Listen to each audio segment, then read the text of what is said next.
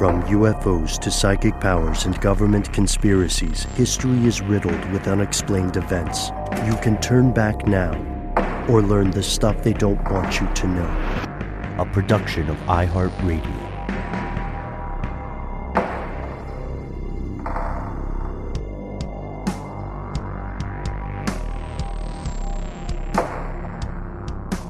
Hello and welcome back to the show. My name is Noel.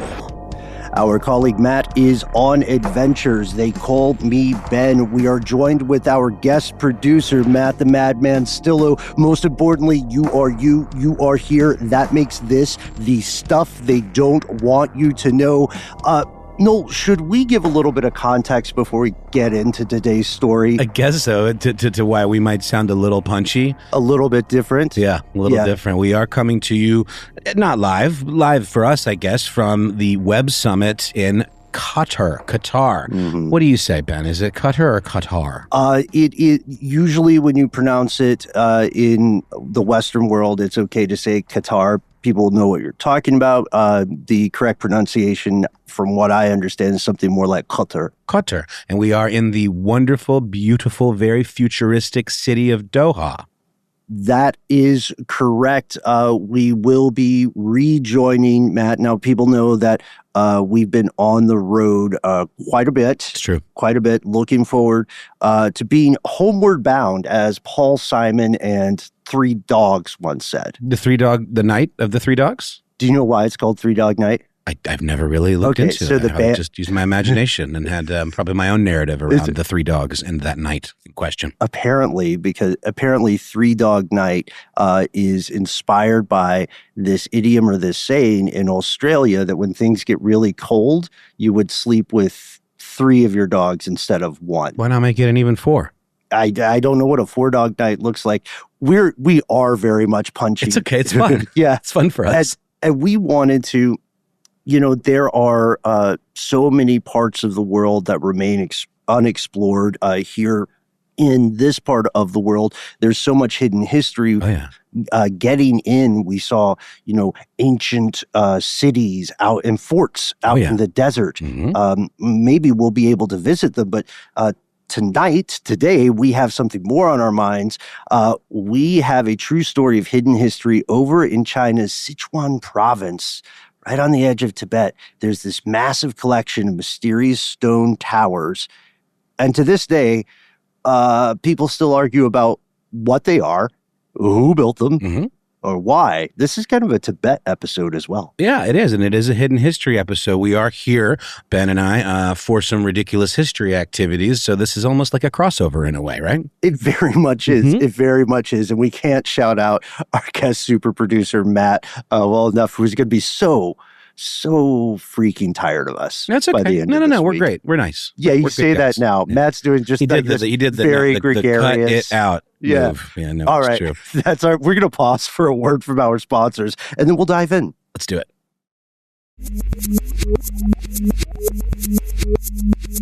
Here are the facts. Noel, let's travel to Sichuan, China. Why not? We're already on the road. What's another 10-hour flight between friends? That was the thing. I remember it was obnoxious because I realized it in the moment when we hadn't slept, and I thought, dang, remember I was telling you? Oh, yeah. Like if I know just, where you're going with this. Yeah, if I just kept going Pop back over to Japan. Yeah, then I will have circumnavigated the globe. Oh, man. I think you should do it, Ben. I fully support you, and I think iHeart Financing will also support this endeavor. Do you want to go? Yes.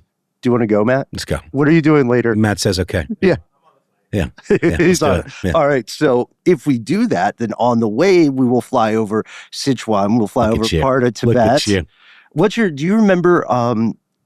Do you remember back in the 1990s when a lot of Western musicians rallied for a Tibetan concert? The Tibetan Freedom Concert, I believe founded by the Beastie Boys. The Beastie Boys, they were really a big part of that. Adam Yao, I believe was his name, was a big booster for the Tibetan freedom movement, and that was a massive, very 90s series of concerts. Bands like the Smashing Pumpkins performed, and it was all, what was the deal? Tibet was under the yoke of an oppressive government, essentially, right? Critics will say so, yeah. Tibet is technically today, it's an autonomous zone. This means that the larger government of China still ultimately controls the area. And for critics, this is quite controversial. Right. But they do have a spiritual leader in the Dalai Lama, correct? Yes. Yeah. And we're giving you this to kind of situate the... Sichuan? Yes. No, I'm going to high five. Okay. You earned it. Yeah. So we high-fived on that one. So this is to Sichuanuate. Amazing. The province of Sichuan, which is sort of to the, if you're looking at the map, it's kind of to the right, or it's adjacent to Tibet. It's a basin, if I'm not mistaken. Yeah, could you tell us a little bit more about that? Bordered on all sides by mountains and highlands. To the north, the Qin or Shin Mountains, I believe. It's a QIN situation, stretching from the east to the west. To the northeast, we have the Daba Mountains, and then the Dalu Mountains form much of the southern border. To the east, it's dominated by the Wu Mountains, home to the legendary Yangtze Gorges. Some gorgeous gorges, if you ask me. Then to the west, we have the Daksu Mountains of the Tibetan borderlands. Yeah, and we're describing things that are absolutely stunning views. So when you think about this, think of, so many adventure films you've seen in the West, Sure. So many Chinese-produced epic action adventures.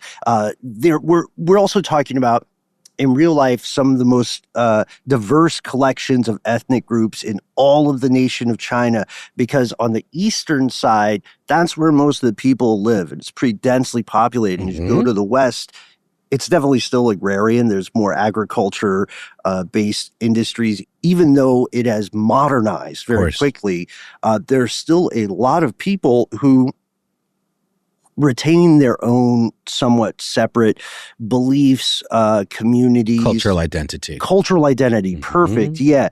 There's the Han, which is, the dominant kind of ethnicity of China, the Yi, the Hmong, the Tuzha, the Hui. And of course, there are, and the Hui are practitioners of Islam. And they're also Hui cool. Sorry. Punchy. So we said a little bit about this, like they want to maintain their autonomy, right? And they have this kind of paradigmatic, maybe not a word, push. No, they make it a word. English is a living language. There it is.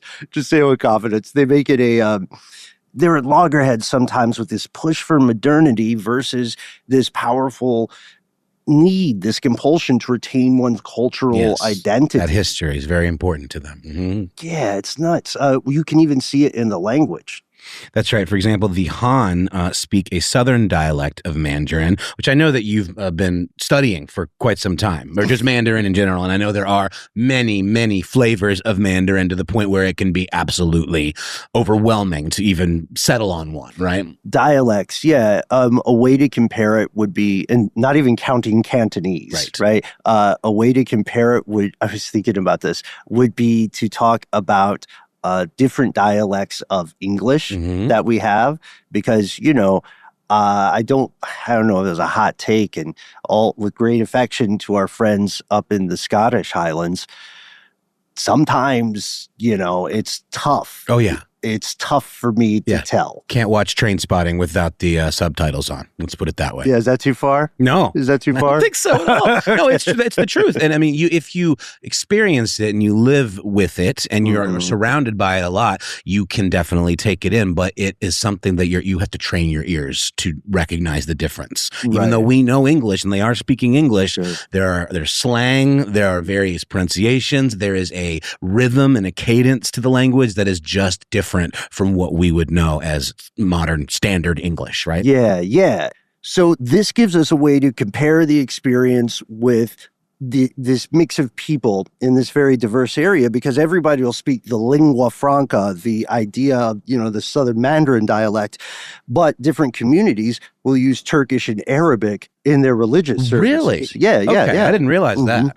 So what we're saying is, for a long time, this has been a really fascinating land. It's witnessed empires rise and fall, and We are back to the Han as well, by the way. Just I know we kind of took a little detour just talking about language, but we started off with the Han and the way they speak this southern dialect of Mandarin, which also can consist of some of this Turkish and Arabic kind of flavor. Depending on the community. Exactly.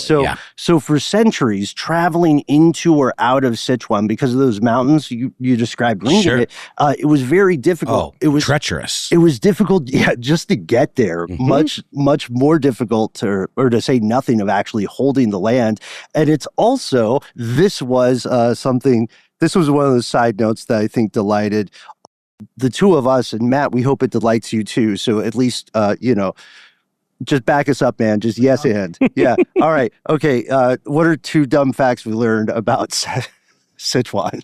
Well, it is the home of Kung Pao chicken, which I'm a fan of. Claimed home. Yeah. And speaking of cuisine, I mean, I think I asked you this off mic, but Sichuan, the name of the region, it is spelled differently than Szechuan, the seasoning or the genre of flavor profile of Asian cuisine, right? Yeah, you nailed it. Important distinction. So yes, home of Kung Pao chicken, which is a spicy, kind of brown sauced, peanut-based dish. Peanuts are big there. Yep. And even now, isolation often reigns in the area, despite, the massive successful push for modernization. The dialect thing is still an issue. People one valley over may speak an entirely different dialect. So imagine just literally walking the space of a few football fields. Sure. And then the people at the other end, at that other valley, they speak something where you could communicate with each other in writing. Sure. But if you tried to just have a chat like we're having now, you wouldn't understand each other. A little bit of a maybe, false equivalency, but think about neighborhoods in someplace like New York City, where between various neighborhoods, you're going to have like a difference in culture, almost immediately as you, cross a certain boundary. Or I'll say it, London. You said it, and I'm going to back you up. Another weird fact, it's not that weird, but it's very interesting, is that this region is also a natural environment for giant pandas. Yes, that is true. Those chunky fellas. I love it. And that the initiative to save the giant panda is pretty amazing. It might be something we do on Ridiculous History, which we'll also be recording. That's true. And in our home place of Atlanta, Georgia, the Atlanta Zoo has for a long time been home to some giant pandas from this region that were very, very popular attractions. And also our zoo, think what you will about zoos in general, is very conservation focused. Yes. Yeah. And just to keep it a little bit conspiratorial, one fact not everybody learns about the giant pandas, they are all owned by China. That's right. They were like leased out essentially to the Atlanta Zoo. Yeah. It was a cultural exchange in many ways. That is very important. And so what we're saying here about this place in particular, this isolated place with so much history, so many different cultures, We're telling you all of this, fellow conspiracy realists, to give ourselves and to give you a sense of place and to set up the second act of this episode, because it's isolated. Yes. It's inaccessible. Right. It's a huge area. It's historically self-sufficient. It's got a big population. Similar to Tibet, especially the further west you go, this becomes a place all its own. Very much so. Even now in 2025, as we record this episode, experts wonder they continue to wonder and speculate about the hidden history of these lands, of this region. So perhaps the most mysterious feature, which is the topic of part 2 of this episode, scattered throughout the area, an enigmatic collection of star-shaped towers have been erected at some point in time. Ancient stone and wood structures reaching toward the heavens like some sort of, Ben, you described it beautifully here in the outline, eldritch version of 100-foot plus skyscrapers straight out of some sort of Lovecraftian nightmarescape. Yeah. But they're also beautiful. They're also beautiful.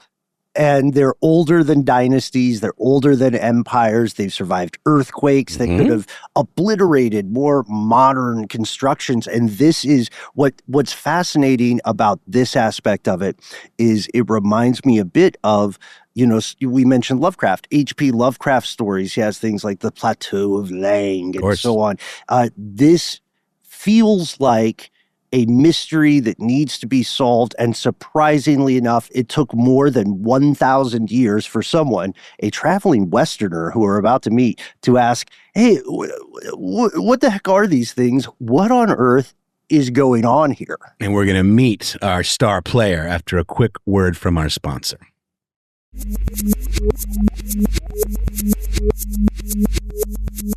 Here's where it gets crazy. All right, let's get this out of the way first. Sure. Thank goodness no one claims to have, as you would say, Noel, discovered these towers. That's right. All the locals knew about them. I mean, they were a prominent feature of the landscape for, thousands of years. Right. No one, however, in living memory had used these things, for any sort of functional purpose, right? You're absolutely right, Noel. Nobody in living memory, is important to note. People are not using these, right? You go to some maybe ancient towns in Turkey or in Europe or other parts of the world, and you'll see people still living in very old structures. Absolutely. But not here. And no one has done much research on them at this point. This all changed when we meet our hero of the story. Yes. Let's give our veritable Indiana Jones-esque figure here. Yes, yeah? Yes. That is Martine Daragon, who originally born in France, traveled to New York City. New York City. And then, or as the salsa commercials say, New York City. Also true. I was doing more of a Matt Berry thing. Yeah. And then from there, Daragon has long held, and she lives a very fascinating life. She's long held an interest in sustainability and animal rights. So she travels to Western China, to this rural area. Yes. It's 1998. 1998. 97, 98, yeah. And in the height of the Free Tibet movement, by the way. This is 1998 was peak Tibetan Freedom Concert era, just to bring it back. Yeah, Sorry. yeah, that's Please perfect. carry on. And here's the thing, she doesn't know about the towers. Most Westerners don't. And her entire thing is that she wants to learn more about the endangered snow leopard. Yeah, okay. Yeah. Beautiful. Snow leopards look like they're out of an anime. I just saw a thing on the internet that was a rocky outcrop, and the idea was a where's Waldo situation, find the snow leopard. And the first thing you need to know, there's also some snow. They're not pure white. No. It blended in more with the beige non-snow covered parts of the cliff than the white, but your mind immediately tries to look for it in the snow, but not accurate, right? Let's bust a little myth here. There we go. Well done. And this also speaks to the unique biodiversity of the region. Now, obviously, her mission changes when she sees the towers. She's walking around and, she's in areas where there's not, at this point, a lot of infrastructure built up. Correct. Out in the wilderness, like you're in the places where you can find a snow leopard. And then she says, wait, that's not a natural rock formation. Somebody built a tower. She's a curious investigator. She starts by asking the locals for more information. And get this, no one has a clue. Everybody is literally saying, in Southern Mandarin, they're saying, those? Yeah, that's this whole thing. Oh, that's the thing. Can we set the stage a little bit more here and kind of describe what these look like? In my mind, I'm picturing a Two Towers, Lord of the Rings-esque situation, Eye of Sauron situation. I don't know. Not too far maybe off. It was your Lovecraftian analogy there, but help us out, Ben. Not too far off, Noel, because what you'll see is a lot of the towers are in their heyday, right? These are stone structures that vary in height, vary in age, but we're not blowing smoke when we say skyscraper-esque. Some could go from 100 to 200 feet. There would be an entryway at the bottom, and then they would have different features. So like a defensive tower would have slits where someone could shoot an arrow. Oh, what do you call those? There's a name for those little holes in fortified towers. Arrow holes? Arrow holes. Slots. Slots works. I like it. I know exactly what you're talking about. But these are also not particularly adorned, right? These are very straightforward kind of designs. That's the tricky part because it seems this is a great question. There are clues afoot because they don't all have the same design. You see, some of these towers, I almost stood up here, but some of these towers are in a star shape. Like if you had a a cookie cutter. Okay. That was a star-shaped cookie cutter. Then it looks like this tower was built in that shape. We're not talking about a star-shaped array of multiple structures. This is a single tower that, when looked at from an aerial view, is itself in a star-shaped pattern. Yes. Got it. Just so. Mm-hmm. Great description, especially because we're an audio podcast. Yeah, exactly. I appreciate that. So it's like so imagine if someone took a shape of an 8-point star and just pulled it long ways. Extruded it through a cookie, like through a Play-Doh kind of situation. Why did I say pasta? Like a pasta. Pasta's good. I like it. I'm thinking about Play-Doh, though, from my youth. They had those little extruding kind of things that you could push a plunger thing, and then the Play-Doh would get pushed through. Yes, yeah. And so, just so. And then sometimes they would have 12 points. Mm-hmm.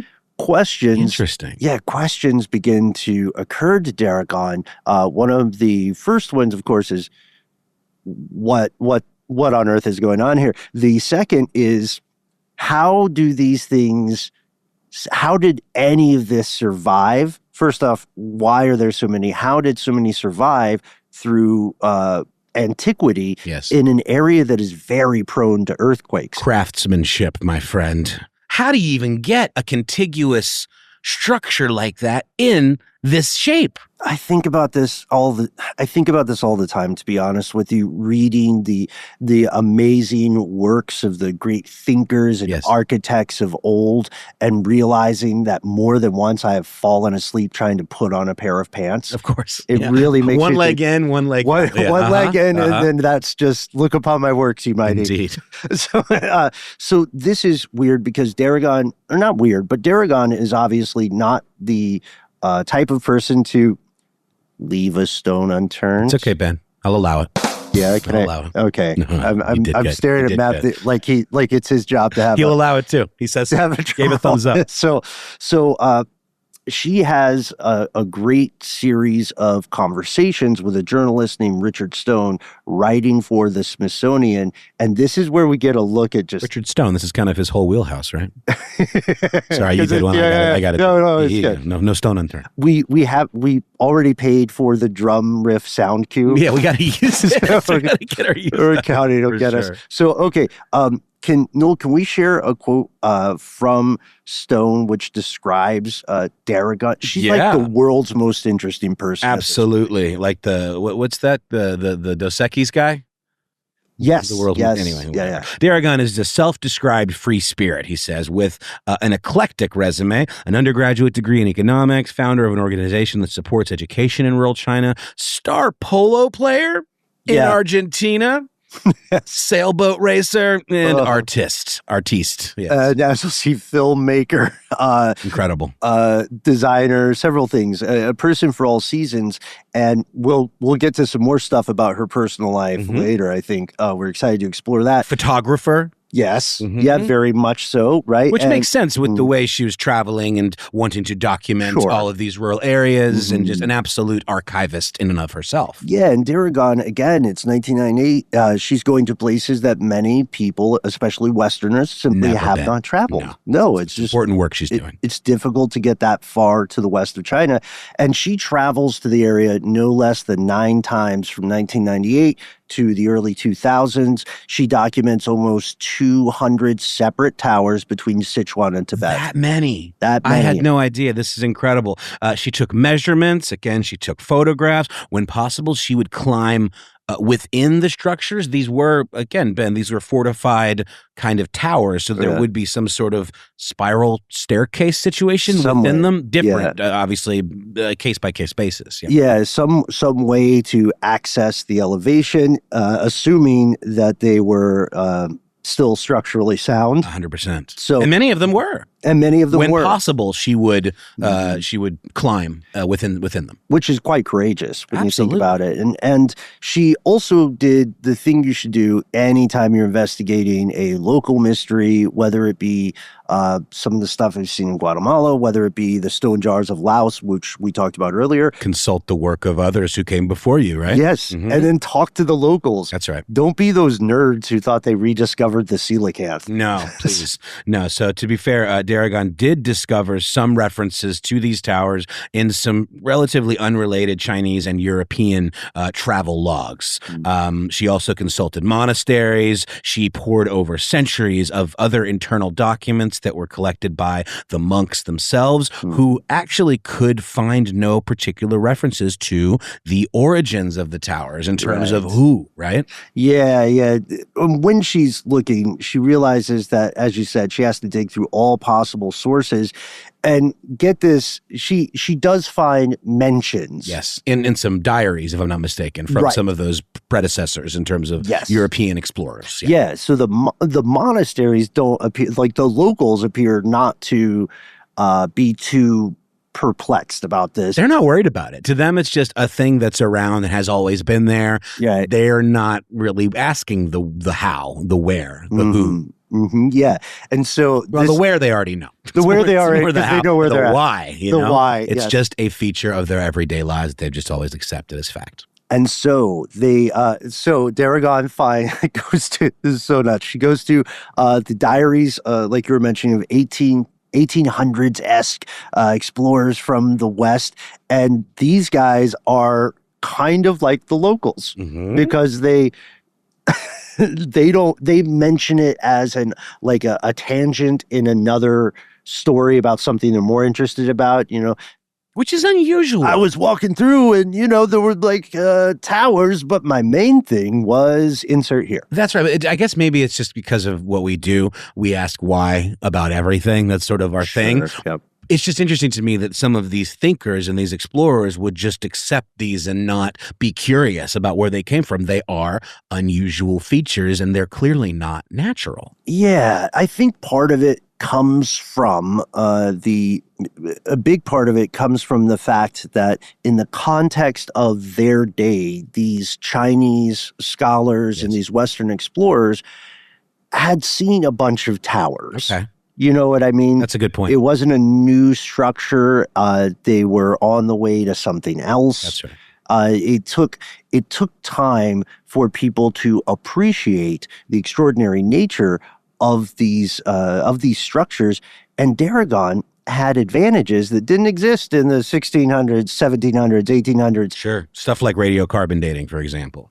Yeah, and she talks about it in her documentary, which has been sometimes called The Secret Towers of the Himalayas, and then sometimes The Mystery of the Towers of Eastern Tibet. Which was also adapted into print form in 2005. She started excavating pieces of some of these towers, which were in part made of wood, right? Yes, yeah, and she salvaged more than 30 pieces of wood from different towers, 32 different towers. And one of the things that she was immediately already clocking was that this is not a UNESCO World Heritage Site. Not yet. Yeah. And it should be, right? That's her aim. And so she says, okay, to do this, we have to step back in time. If we can prove the age or determine the age of the towers, then that sets us up for this World Heritage pursuit. That's right. And she sends the wood to a lab in Miami. Of all places. I don't know why in my head, I'm thinking Miami? Yeah, I mean, sure, Miami contains multitudes, but there are some forensic research labs there that she employs. If she could arrive at an approximate date for some of these wooden salvaged pieces, she figured she could then determine the approximate age of a tower. And yet, this research or this forensic data only yielded further mysteries. Absolutely, 100%, because it turned out that not all of these towers were in the same age range. Interesting. Right? So some were built just a few centuries ago, which I know sounds maybe a little bit glib. A little bit. But it's a big deal still, for sure. right? But in the grand scheme of things, that's relatively young. In contrast, some towers were built between 1,000 to 1,200 years ago. That makes them more than a millennium old. Incredible. This means that at least a few of these towers were built by someone before the Mongolian forces invaded that region of Tibet back in 1240. And this is the beginning of a incredibly curious mystery, curious and curiouser, or as they say in Lord of the Rings, way, or The Hobbit, way leads on the way. Second breakfast. Potato. 11sies. Indeed. And ad breaks. Here we go.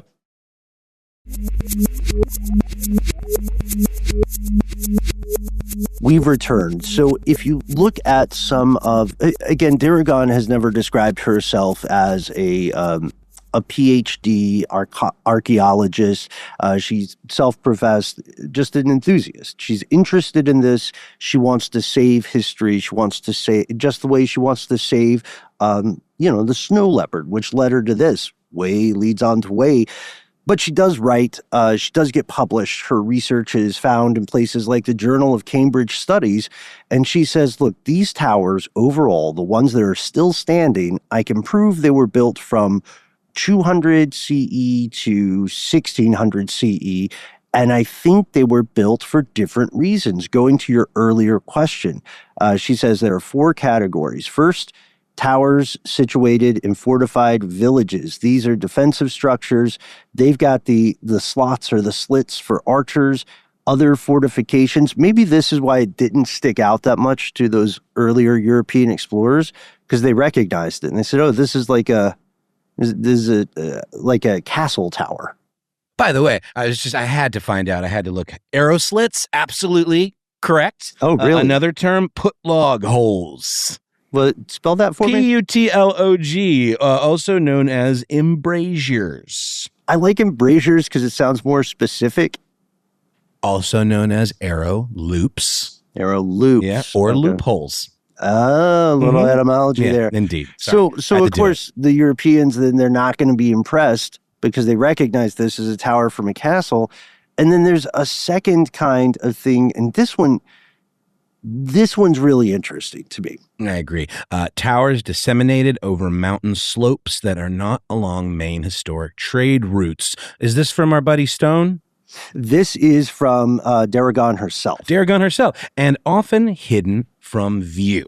So you stumble upon these things, not because you're on the main stretch of, the Silk Road or something. Sure. But because you are in the know. And when you see it, these are the really impressive ones. These are the status symbols. These may have spiritual significance that we'll talk about later. And it's funny because Daragon cracked me up when I was reading some of her research about this, where she said, these might be kind of like a flex. They might be the Cadillacs of their time. Right, because these were not all created equal. Some of them were definitely fancier than others. And then third, we've got towers that were in wealthy agricultural valleys where the ground was quite fertile and there were a bunch of trading routes. And they had 2 purposes. The secondary purpose was that if you rolled into town and you're a merchant, you got to sell your, what are people selling? Pelts. You got to sell your pelts, and you roll in. You're a humble peltsman, indeed, and then you are peltsmith.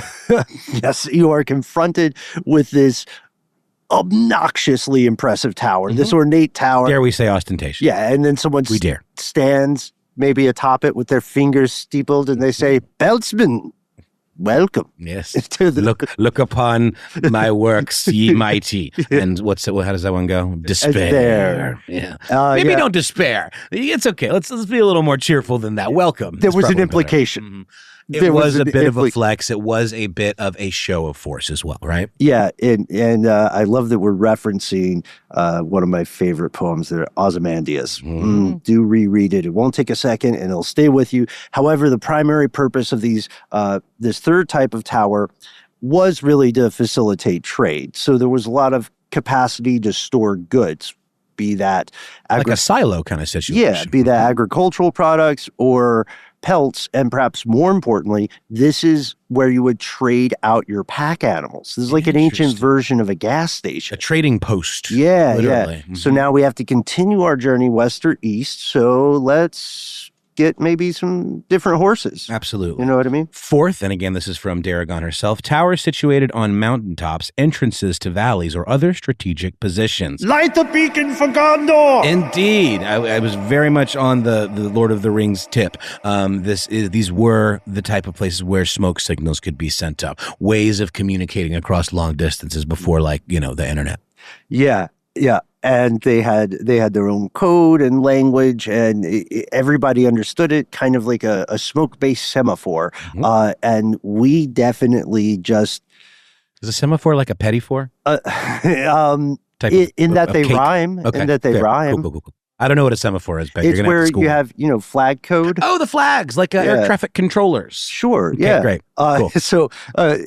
it's weird that I know semaphores. And just so you know, folks, this being an audio podcast, Ben was flopping his arms around in flagsman fashion. And it's specifically, I'm talking about flag semaphore. Of course, semaphore can mean other things. Mm-hmm. And apologies to some folks who dropped by the studio and got our slightly neurodivergent info dump on that. Yep. Because we were surprised. That's how we roll. Yeah, we were definitely taken by surprise, but it was a lovely visit. It was a lovely visit. And so this is a really effective way to not just communicate, but also to sort of lay out your mark borders. Space. Yeah. 100%. Yeah. Mm-hmm. And there were likely, Daragon finds, thousands of these towers. And as she's looking at the footprint of where these are built, she finds that some are much further away than you would originally assume.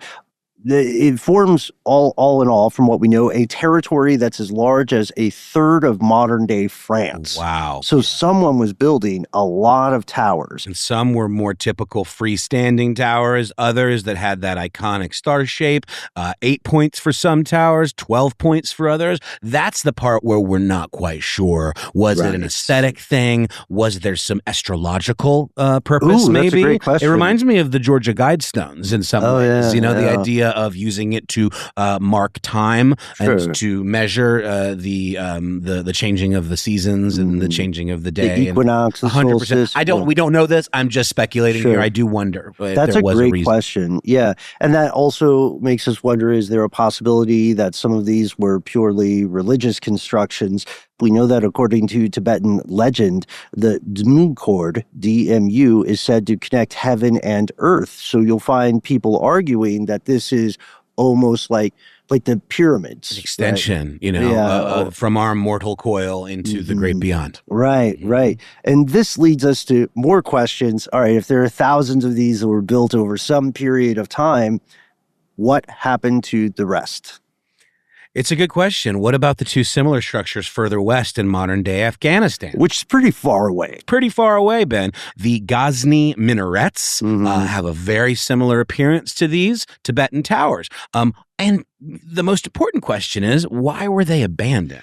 Yeah. Well, maybe not the most important, but an additional important question, yeah? Right. What happened? Because we know that there are other structures that roughly around the same time as some of these towers, and people still live in those. They still kick it. You can get an Airbnb from like the 1400s. You know what I mean? Is that true? Yeah, that's kind of true. How have we not done this yet? It's like podcast true. Okay. Oh, you coined that the other day. We did a lovely live event as part of On Air Fest in Brooklyn with our pal Matt Frederick, and I believe that, Ben, is either in conversation or maybe even during the event itself where you coined podcast accurate. For us, that means approximately true. Okay, I'm looking through this. We're going to go back to this in a later episode, and it's not going to make any sense to Matt Frederick. That's okay. Keep him on his toes. So you're in on that conspiracy, folks. But there are these great questions. Why are they abandoned? What happened to all the other thousands of towers, like we were saying? The most likely answer is simply the ravages of time, right? We're in a very earthquake-prone area.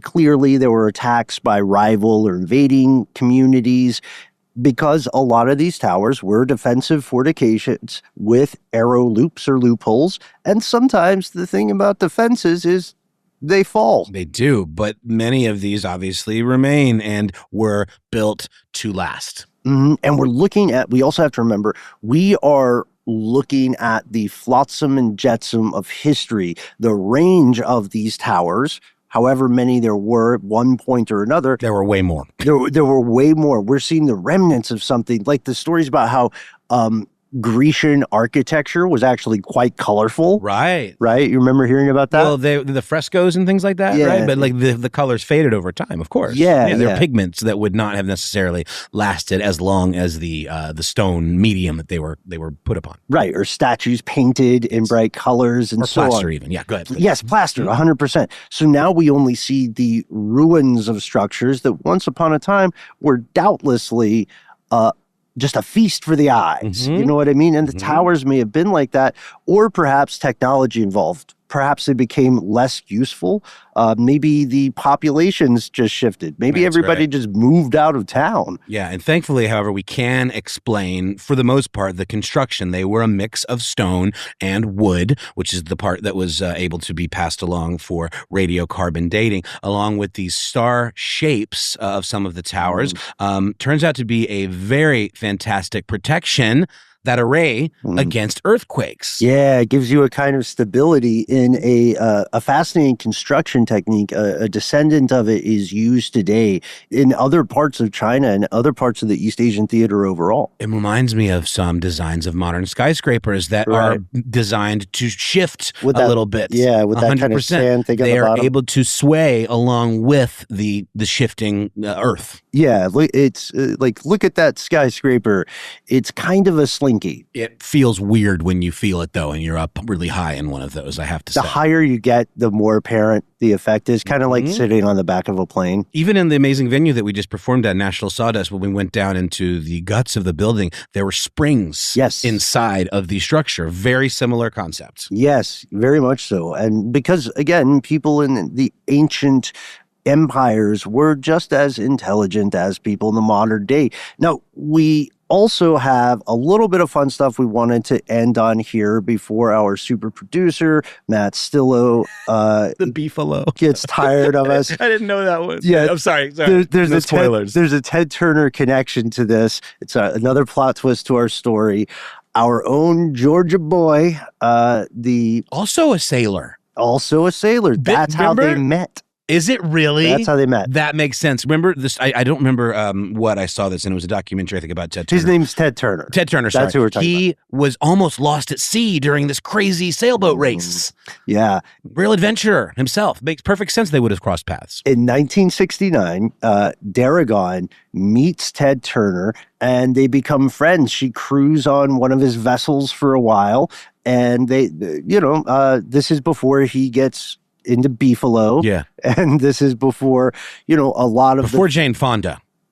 I believe he was with Fonda at the time. But wait a minute.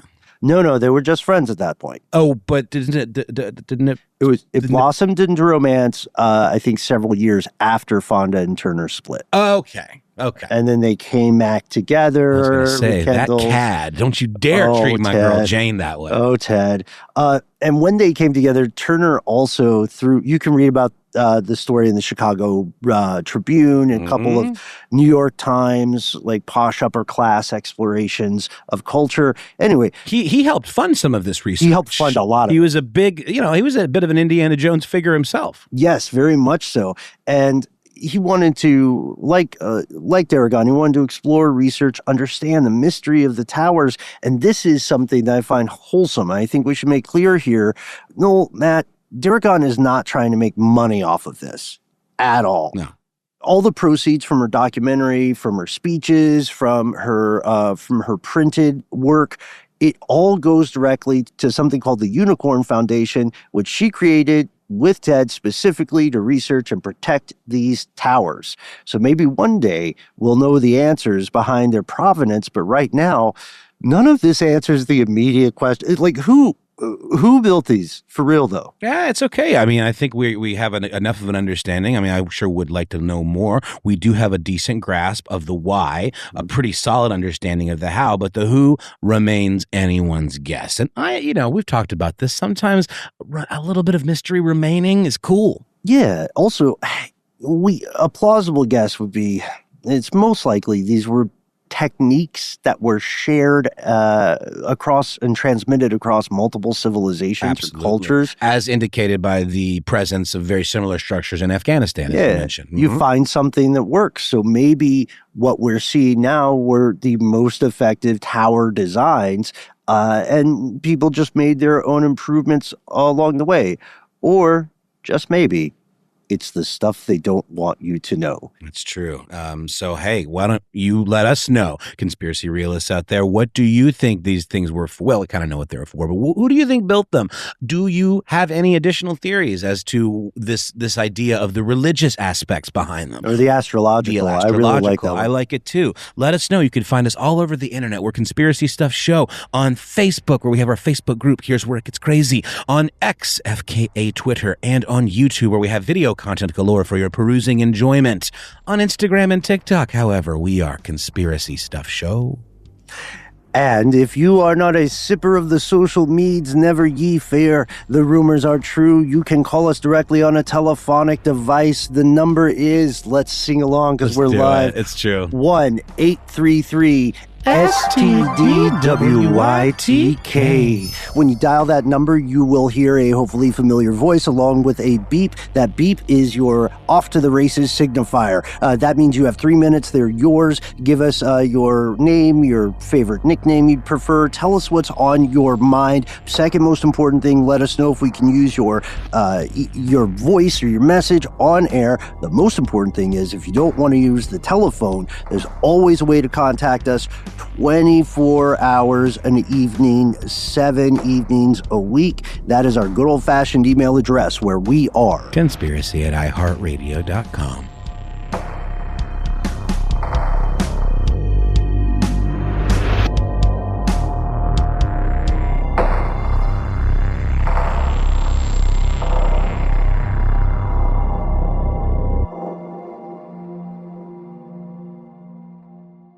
Stuff They Don't Want You to Know is a production of iHeartRadio. For more podcasts from iHeartRadio, visit the iHeartRadio app, Apple Podcasts, or wherever you listen to your favorite shows.